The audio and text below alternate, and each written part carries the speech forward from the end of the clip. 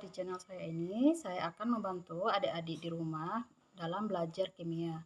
Nah, khusus video kali ini saya akan menjelaskan tentang hidrolisis garam. Oke, sekarang kita akan membahas tentang hidrolisis garam.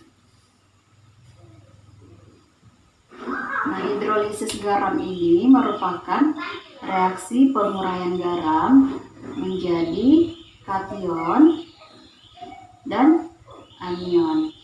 Nah, yang mana tujuan dari pembelajaran hidrolisis yaitu adik-adik di rumah bisa mencari atau menghitung nilai pH dari garam tersebut.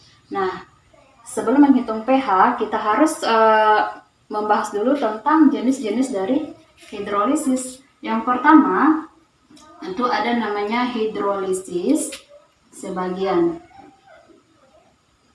Nah, hidrolisis sebagian ini itu ada dua bentuk. Yang pertama yaitu reaksi dari asam kuat ditambah basa lemah akan menghasilkan garam tambah air.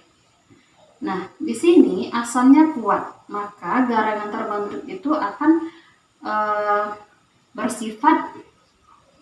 garamnya akan bersifat asam. Nah, kenapa kita harus menentukan apa sifat dari garam tersebut? Karena ini untuk mempermudah kita menentukan apakah kita harus menghitung OH- atau H+.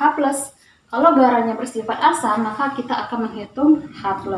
Nah, contohnya apa asam kuat? Asam kuat itu contohnya HCl ditambah basa lemah NH4OH.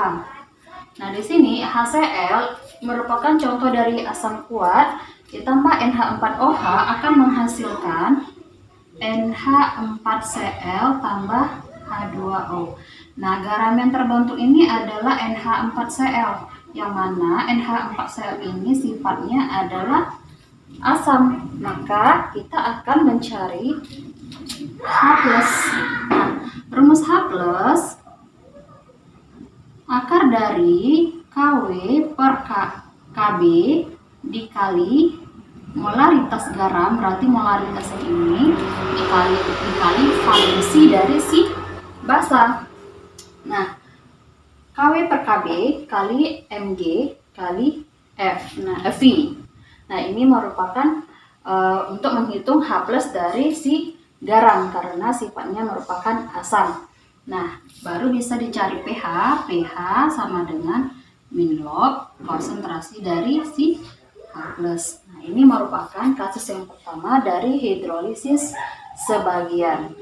Kasus yang kedua itu adanya asamnya lemah ditambah basa kuat akan menghasilkan garam tambah H2O.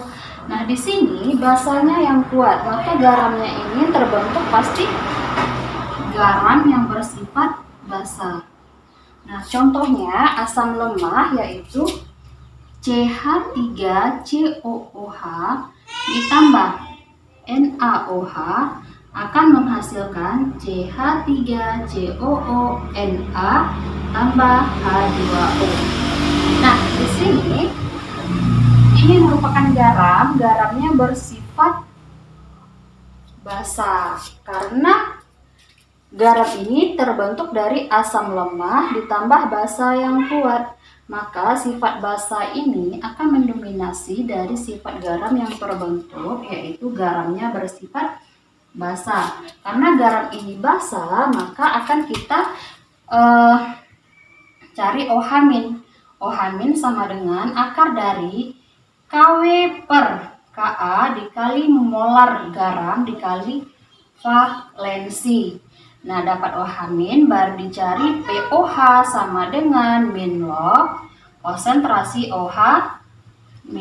Nah, didapat POH baru bisa cari pH sama dengan 14 dikurang POH. Nah, ini merupakan contoh atau bagian dari hidrolisis sebagian. Ada dua. Yang pertama, asam kuat tambah basa lemah menghasilkan garam yang bersifat asam ditambah H2O.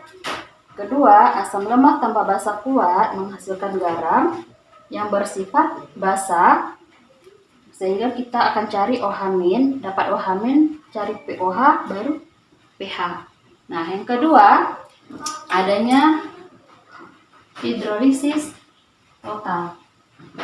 Nah, kalau hidrolisis total, maka reaksi ini berasal dari asam lemah ditambah basanya lemah, akan menghasilkan garam tambah air. Nah, di sini tidak ada yang kuat, sehingga jenis garam yang terbentuk itu kita tidak bisa tentukan apakah dia asam atau basa, karena nggak ada yang kuat di sini. Jadi, cara penentuan jenis garam yang basa atau asam yaitu dengan cara membandingkan nilai Kb. Kalau Kb-nya besar dari Ka, maka garamnya sifatnya basa. Nah, kalau Ka lebih besar daripada Kb, maka garam sifatnya asam. Nah, ini untuk hidrolisis total. Nah, inilah dua dari jenis-jenis hidrolisis. Nah, ada lagi satu kasus, yaitu tetapi tidak termasuk hidrolisis, karena ini merupakan reaksi dari asam kuat ditambah basa kuat. Ini juga akan menghasilkan garam. Garamnya apa? Garamnya itu netral. Netral ditambah H2O. Contoh, NaOH ditambah HCl menghasilkan NaCl tambah H2O. Nah, ini merupakan contoh dari garam netral, sehingga pH-nya itu sama dengan 7. Jadi tidak usah lagi mencari pH-nya, maka sehingga pH-nya sama dengan 7. Oke, jadi hidrolisis itu ada dua, yaitu hidrolisis sebagian, juga ada hidrolisis total. Hidrolisis sebagian terbentuk dari asam kuat tambah basa lemah, juga asam lemah tambah basa kuat. Hidrolisis total terbentuk dari asam lemah ditambah basa lemah, dan ada kasus ketiga yang bukan termasuk hidrolisis, yaitu asam kuat ditambah basa kuat. Nah, ini ada contoh soal. Hitunglah pH dari 200 ml CH3COH 2 molar ditambah 800 ml NaOH 0,5 molar. Nah, yang pertama kita harus buat dulu reaksi dari CH3COOH ditambah NaOH akan menghasilkan CH3COONA ditambah H2O atau air. Langkah selanjutnya, buatlah NBS dari reaksi tersebut. Nah, di sini mula-mula bereaksi sisa. Mula-mula berapa nilai CH3COH? Lihat dari soal. Di soal ada 200 ml dan molarnya 2 molar. Jadi di sini kita akan cari molnya atau milimol, tinggal kalikan 200 dikalikan 2. 200 dikali 2 itu nilainya 400 milimol. 800 dikali 0,5 itu hasilnya 400 milimol. Nah, ini belum ada. Nah, setelah bereaksi, ini juga 400 milimol. Ini juga 400 milimol. Nah, ini juga 400 milimol. Kenapa ini sama nilainya 400? Karena kita akan, ini kan koefisiennya juga 1, maka nilainya juga akan 400 milimol. Nah, sekarang kita kurangkan, ini habis, ini akan bersisa 400 milimol. Nah, 400 ini nilai mol atau milimol dari CH3CONA.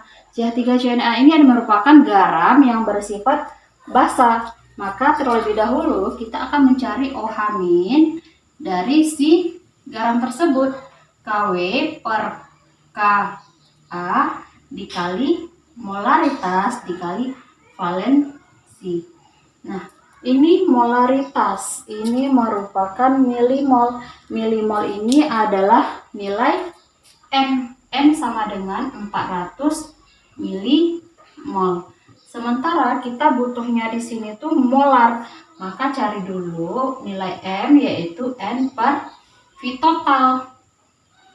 Nah, ingat ini merupakan volume totalnya, yaitu dijumlahkan 200 dengan 800, baru dimasukkan angka 400 dibagi.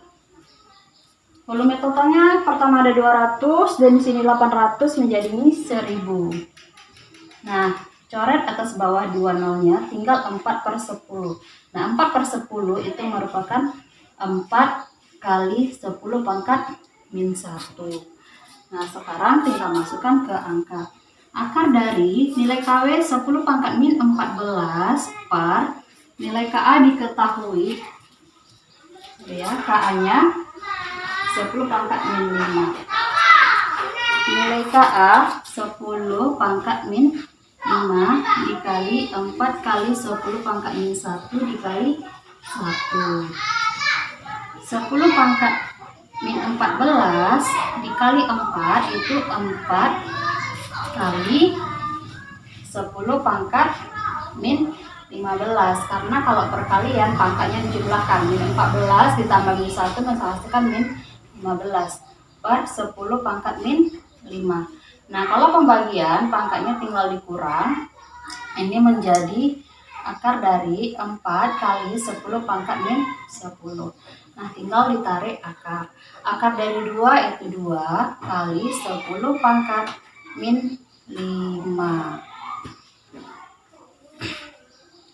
Nah, dapat OH min, baru kita cari POH, yaitu min log dari OH min sama dengan min log 2 kali 10 pangkat min 5 sama dengan 5 dikurang log 2. Nah, dapat POH, baru kita cari pH. Maka pH sama dengan 14 dikurang POH sama dengan 14 kurung dikurang 5 kurang log 2 sama dengan 14 kurang 5 yaitu 9. 14 kurang 5 9. Ini negatif menjadi positif log 2. Nah, inilah nilai dari pH dengan contoh berikut. Semoga adik-adik di rumah bisa terbantu dengan penjelasan dari saya. Semoga bisa membantu pelajaran. Jadi, assalamualaikum warahmatullahi wabarakatuh.